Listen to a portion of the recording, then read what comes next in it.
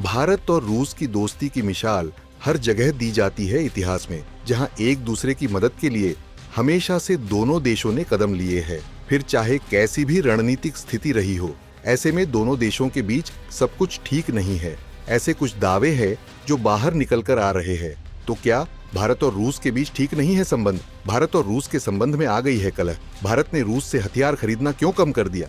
जी हाँ, इन सारे सवालों ने एक आंकड़े के आने के बाद से अपनी जगह चर्चा के बाजार में बना ली है। आइए आपको पूरा मामला समझाते हैं कि आखिर हुआ क्या।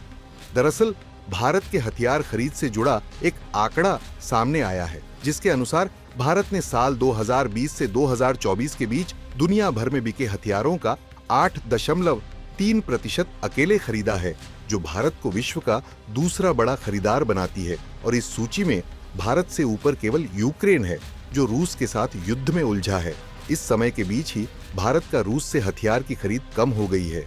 ये खबर सामने आ चुकी है। आइए आपको बताते हैं कि इन सब अटकलों की असलियत क्या है।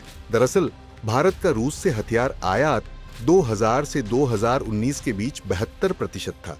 मतलब कुल खरीदे गए हथियार का 72% हथियार भारत रूस से खरीदता था, जो कि 2020 से 2024 के बीच घटकर 36% हो गया है। और मौजूदा वक्त की बात करें तो भारत के हथियार आयात का 64% स्वदेशी और पश्चिमी देशों के हथियार को मिलाकर होता है। अब इसमें आई बड़ी कमी के पीछे क्या कारण है, ये जान लेते हैं। पहला कारण है भारत की मेक इन इंडिया पॉलिसी है, जो समय के साथ आत्मनिर्भर होने का लक्ष्य है।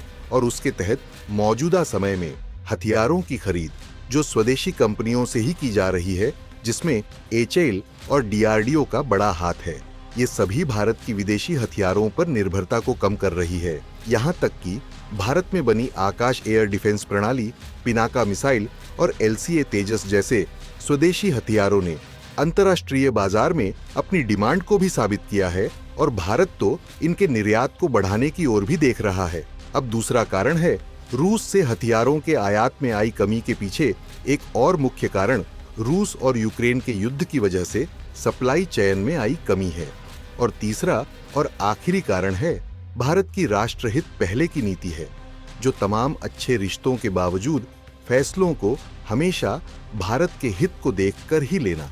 इसी कड़ी में जब भारत को रूस के मुकाबले किसी पश्चिमी देश से हथियारों की अच्छी डील मिलती है, तो भारत उसका चुनाव करता है। वैसे अब सवाल ये है कि क्या सच में भारत और रूस के संबंध बुरे दौर में है?